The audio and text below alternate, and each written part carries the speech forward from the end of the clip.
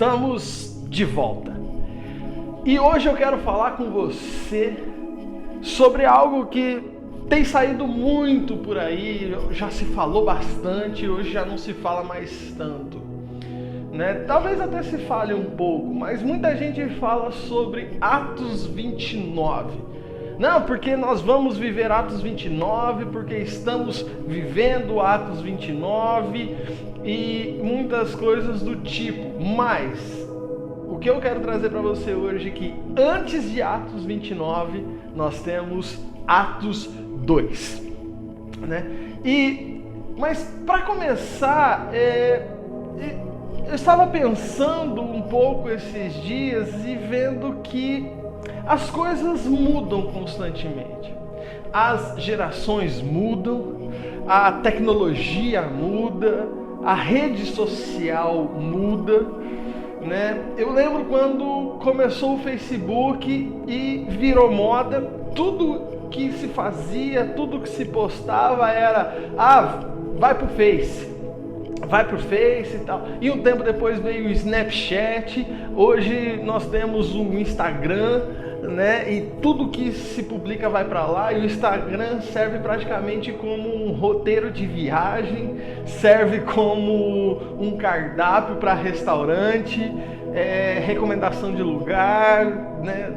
As pessoas vão nos lugares e aonde vai, posta, tô em tal lugar, tô fazendo isso, faz o check-in, tira a foto do que tá fazendo e publica lá, e coisas assim, e se tem mudado muito as coisas.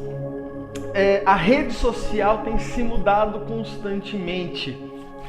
O Facebook ele foi transformado hoje para nós em um campo de discussão política e exposição de memes, né?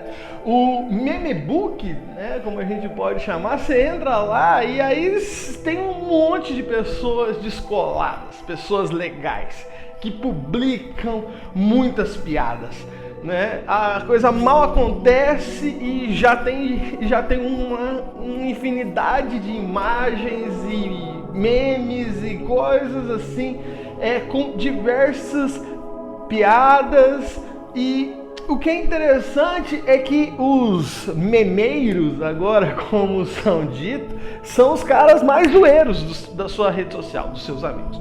Os memeiros, eles ficam o dia inteiro postando coisas legais pra gente poder rir.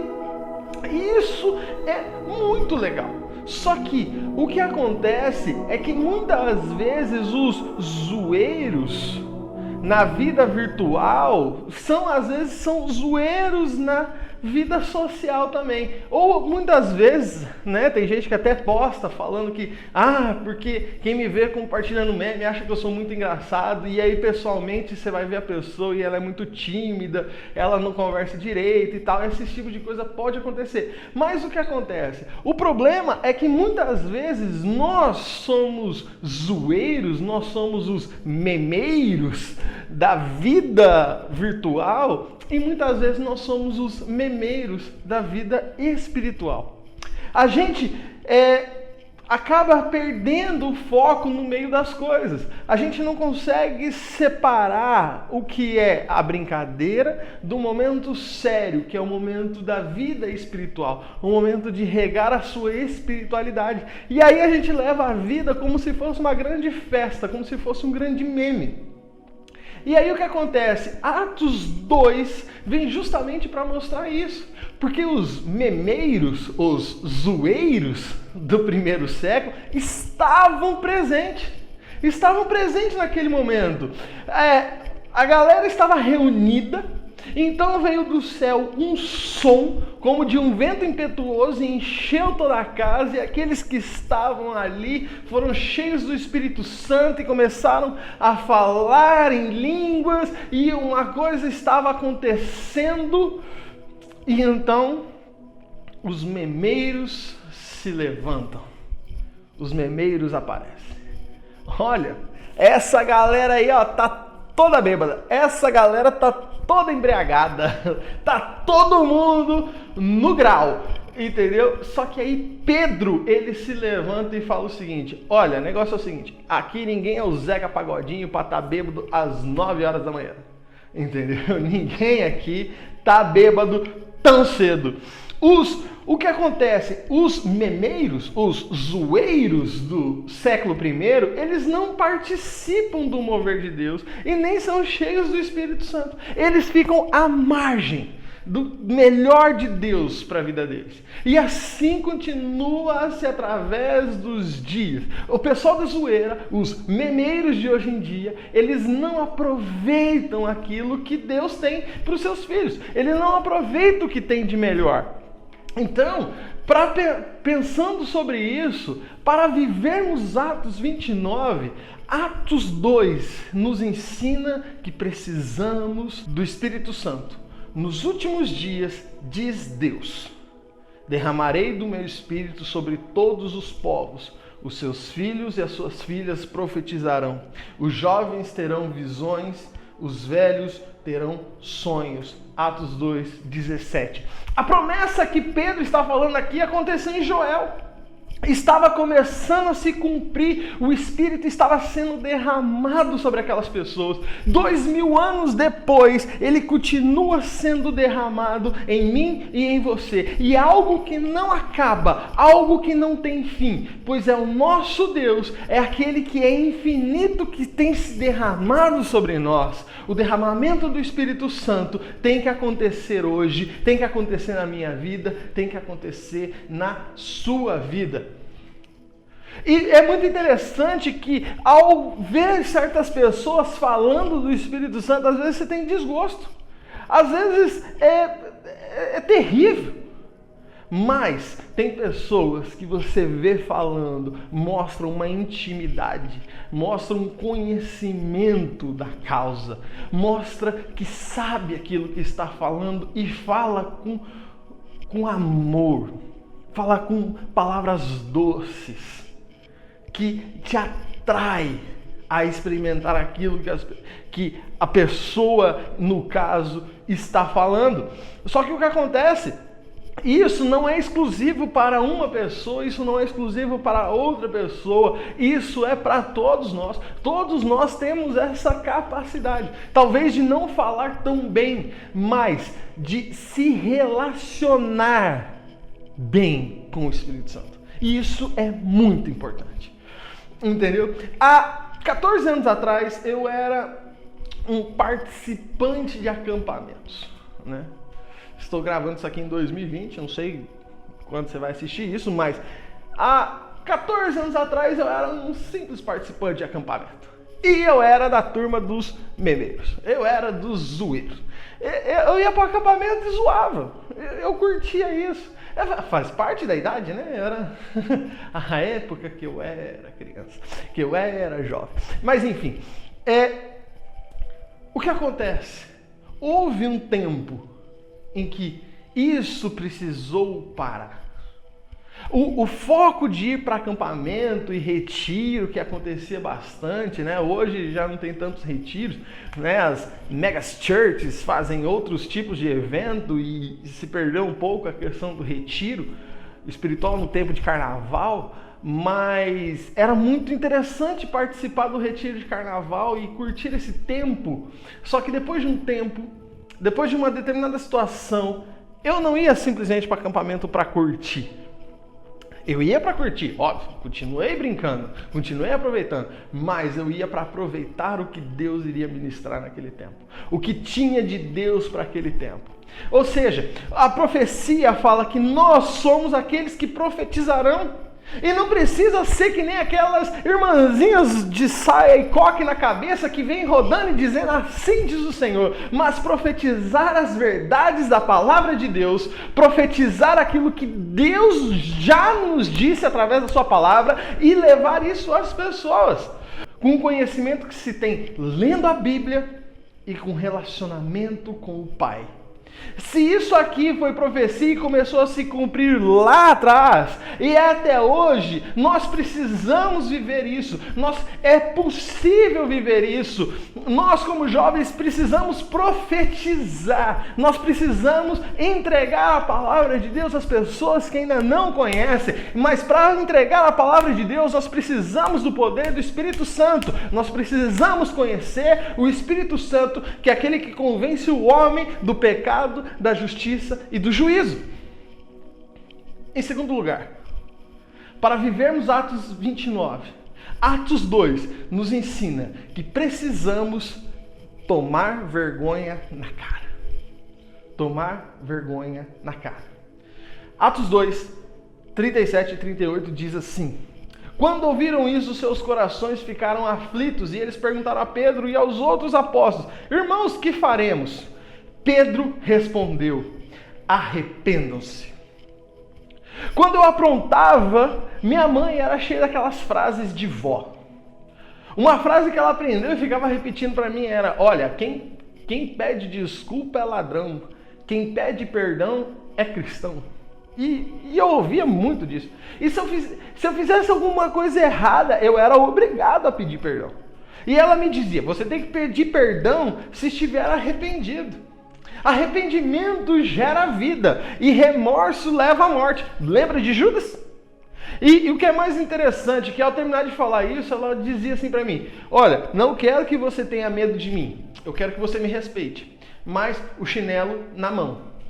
Então assim, eu aprontava alguma coisa, eu tinha que pedir perdão, eu tinha que estar arrependido daquilo, e eu não podia ter medo, porque afinal de contas o chinelo estava na mão. Então eu tinha que ter respeito e não medo. E só que esse exemplo que ela usava, que ela gostava muito, é muito interessante, porque Judas, ele teve remorso por ter entregue a Jesus e se matou. Pedro, porém, teve arrependimento e após isso uma mudança. Agora ele estava falando para as pessoas sobre o arrependimento. Pedro, nesse quesito, ele era autoridade, porque ele passou por esse processo, o processo do arrependimento. Arrependimento nasce da palavra metanoia, que significa mudança de mente. Quando mudamos a forma de como pensamos, nós agimos diferente. Nós valorizamos as coisas que não valorizávamos antes. A diferença é que o arrependimento é produzido pelo Espírito Santo. Meu desejo é que nesses dias nós possamos ser direcionados pelo Espírito Santo a mudar a nossa mente, a transformar o nosso interior, a valorizar aquilo que Deus valoriza, a valorizar aquilo que a palavra dele nos ensina. Isso é o que nós precisamos. Nós precisamos tomar vergonha na cara e nos arrependermos. João 14 diz exatamente o que eu acabei de falar, que é o Espírito que convence o homem do pecado, da justiça e do juízo. Nós, como cristãos, nós precisamos todos os dias trabalhar a questão do arrependimento. Nós precisamos estar aos pés da cruz, ler a palavra e ser lidos pela palavra e colocar a nossa vida em conformidade. E aquilo que está contra a Escritura, nós precisamos nos arrepender e deixar. Desde que tomei minha decisão por Cristo e decidi viver diferente, teve vezes que deu certo, teve vezes que foi top, mas teve vezes que deu ruim e desanimei. É óbvio. Acontece com todos. Mas eu quero te dizer para você hoje que nunca é tarde para recomeçar. Nunca é tarde.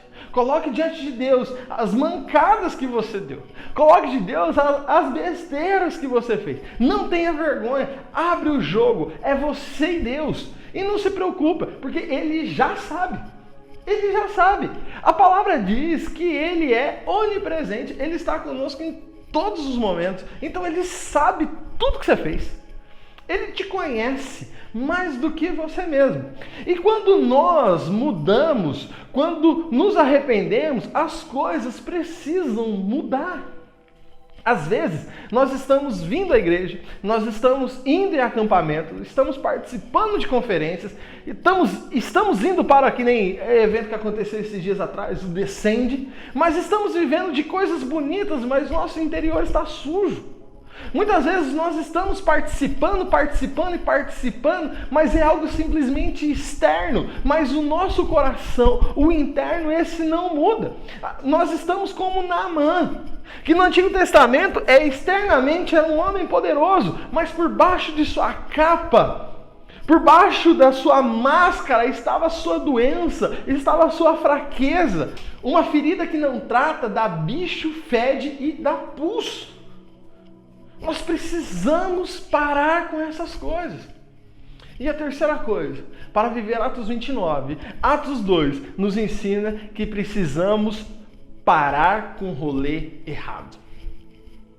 Atos 2, 39 e 40 diz: pois a promessa é para vocês, para os seus filhos e para todos os que estão longe, para todos os quantos o Senhor, o nosso Deus, chamar. Com muitas outras palavras, advertia e insistia com eles: salvem-se dessa geração corrompida.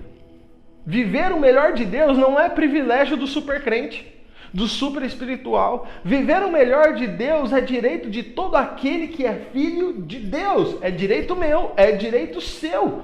Viver um relacionamento com Deus é o mais fascinante projeto de vida e que nós podemos ter mesmo em momentos difíceis. Que todos nós temos, todos nós passamos por momentos difíceis, mas ainda assim, seguir a Cristo é o mais fascinante projeto de vida. É promessa de Deus para nós e nós podemos viver isso. Mas o texto também diz, com muitas outras palavras, advertir e insistir com eles: salvem-se dessa geração corrompida. É muito legal isso aqui, mas também nós não podemos viver simplesmente de oba-oba. Ah, hoje tá legal, hoje tá aqui. Ah, tem uma igreja aqui do momento que tá fazendo um negócio muito da hora. Não, daqui a pouco é aquilo ali, daqui a pouco é tal. Não, nós precisamos parar com isso, nós precisamos nos posicionar. Andar com Deus implica que não podemos fazer as coisas do mundo. Isso não significa que não podemos ter amigos, pelo contrário, nós devemos ter amigos do mundo para influenciá-los, para fazer a diferença, para apresentar Jesus a eles. Nós, como cristãos, precisamos parar com esses rolês errados. Precisamos parar de sair por aí, fazer coisa que não agrada. Entendeu? Tem uma galera aí, principalmente os solteiros aí, né, que sai dar os beijinhos por aí. Nós precisamos parar de ter relação sexual antes do casamento, ou para quem é casado, fora do casamento. Nós precisamos parar de dar perdido. Nós precisamos ser cristãos e parar de encher a cara de bebida alcoólica. Depois, colocar a capa de crente e ir para a igreja de cara lavada. Nós precisamos parar com esses tipos de coisas. Nós precisamos parar de viver uma vida dupla. Se livrar de uma geração perversa não é fazer a lista do que pode ou não pode fazer, mas é viver uma vida de relacionamento com Deus, é viver uma vida sem limites, é viver uma vida que não interessa o que pode e o que não pode, porque na verdade você pode tudo, mas você pode tudo dentro da vontade de Deus. Dentro da vontade de Deus, aquilo que Ele quer. E não a nossa vontade, não aquilo que nós queremos. Enquanto ficarmos fazendo as nossas vontades, vai dar ruim, vai dar, você sabe o que. Mas quando vivemos a vontade de Deus, vivemos o melhor. Vivemos o melhor. E esse é o mais fascinante projeto de vida. Eu tenho certeza que nós podemos viver Atos 29. Todos nós. Mas para isso, nós precisamos aplicar o que Atos 2 nos ensina. Valeu, gente. Até mais.